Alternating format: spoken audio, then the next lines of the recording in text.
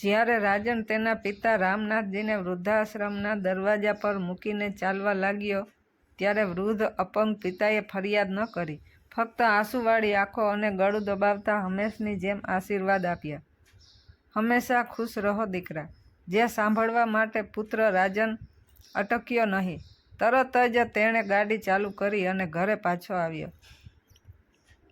ઘરે પહોંચતા જ તેણે વિશાલ કાકાનો અવાજ સાંભળ્યો, જે પિતાના મિત્ર હતા. અરે ભાઈ રામનાથ, તું ક્યાં છે ભાઈ?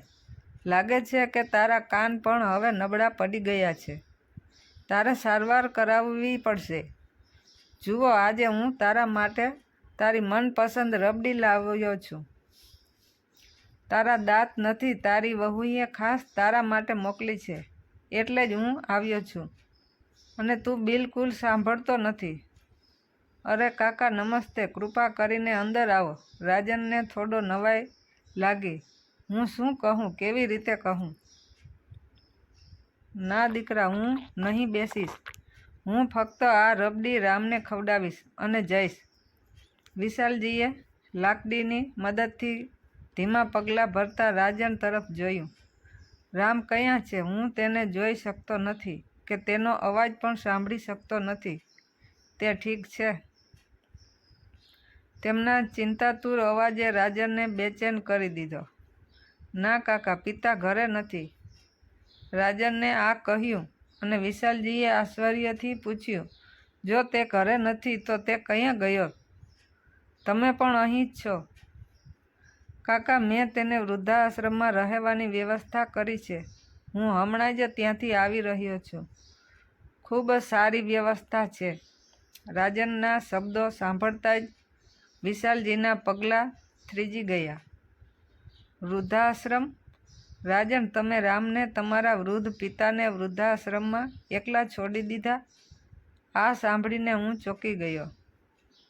કોઈક રીતે તે ત્યાં પડેલી ખુરશી પર બેસીને તેના ડગમગતા પગલાંને ટેકો આપી શક્યો. તમે આવું કેમ કર્યું?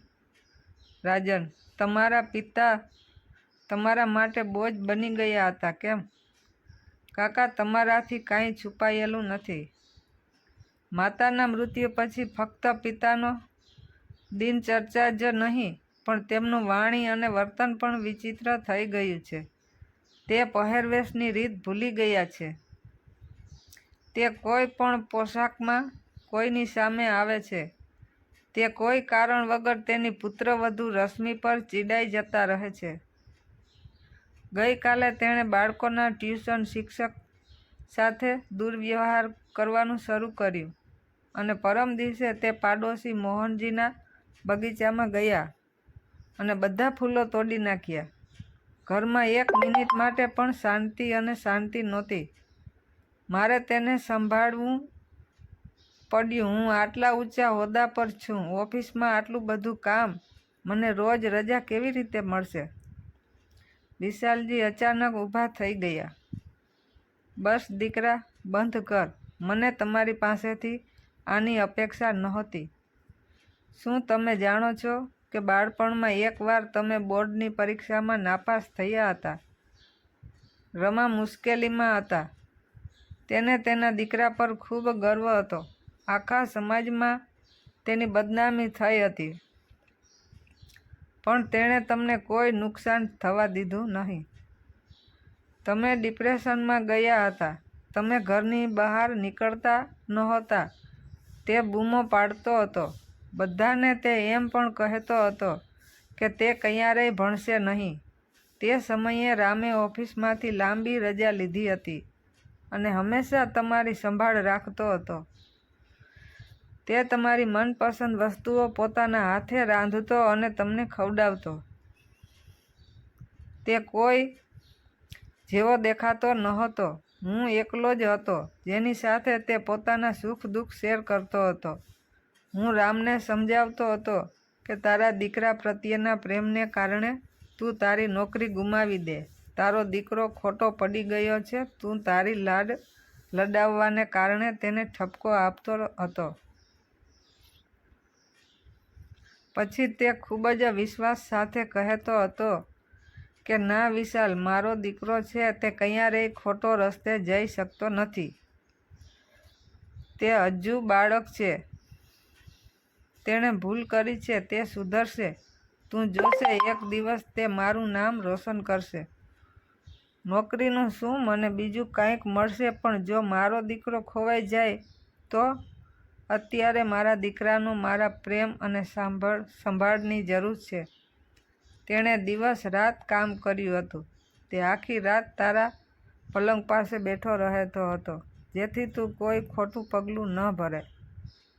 પછી તેણે તને કોઈ સુધાર ગૃહમાં મોકલવાનું વિચાર્યું, પણ નહોતું.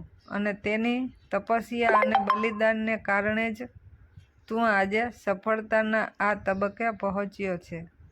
પણ તું ઊભો છે. વિચારો કે જો તેણે તે સમયે તારો અભ્યાસ બંધ કરી દીધો હોત, તને એ જ રસ્તે ભટકાવવા માટે છોડી દીધો હોત, જેમ તું આજે કરી રહ્યો છે. ઓહ દીકરા, આજે તારા પપ્પા મારા મિત્રને તારી અને મારી ખૂબ જરૂર છે. રાજન એવી પરિસ્થિતિમાં હતો કે જો તું એને કાપી નાખે તો લોહી નીકળશે નહીં. કાકા, કૃપા કરીને મને માફ કરો. ચાલો પપ્પાને ઘરે પાછા લાવીએ. તમે પણ એકલા આવો, મારામાં હિંમત નથી. વૃદ્ધાશ્રમની અંદર રામનાથ વિચારી શકતો ન હતો કે હવે તે કોના માટે રહે. પછી રામ રામ સાંભળીને તેને લાગ્યું કે તે સ્વપ્ન જોઈ રહ્યો છે. અરે વિશાલ, તું અહીં છે? હા, બીજું શું, મેં તને શોધી કાઢ્યો છે. ચાલ રામા, ચાલો ઘરે જઈએ. વિશાલે તેનો હાથ પકડીને કહ્યું, હું કેવી રીતે જઈ શકું વિશાલ? આ હવે મારું ઘર છે. મારો દીકરો પોતે મને અહીં છોડી ગયો છે. રામનાથ આ કહી રહ્યો હતો ત્યારે રાજન વિશાલની પાછળથી આવ્યો. પપ્પા, કૃપા કરીને મને માફ કરો. ચાલો ઘરે જઈએ. તમારો દીકરો ફરી એકવાર રસ્તો ભૂલી ગયો હતો. ના, તે મારો દીકરો છે. તે ક્યારેય કંઈ ખોટું કરી શકતો નથી. પૂરા આત્મવિશ્વાસ સાથે આટલું કહીને રામનાથજીએ માથું નમાવીને ઊભેલા પોતાના દીકરાને ગળે લગાવ્યો. ચાલ જલ્દી ઘરે જઈએ.